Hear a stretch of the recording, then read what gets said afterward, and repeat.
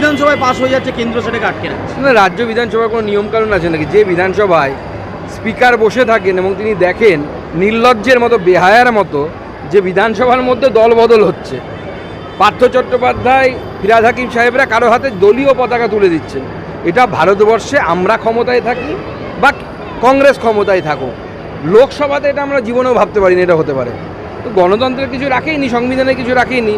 আইন বিশেষজ্ঞদেরকে জিজ্ঞেস করুন না, তারা ক্লিয়ার করে দেবেন, দুধ কা দুধ পানি কা পানি হয়ে যাবে। আমাদের কোনো সাজা কোনো রাজ্য সরকার আইন করে করতে পারে কি পারে না, এই বিষয়ে আমার মনে হয় আইনজ্ঞদের বা আইন বিশেষজ্ঞদের মতামত নেওয়া উচিত। আমি যতদূর জানি যে কোনো রাজ্য সরকারের পক্ষে ক্যাপিটাল পানিশমেন্টের সাজা দেওয়ার প্রাবধান বা শক্তি সংবিধান আমাদেরকে দেয়নি।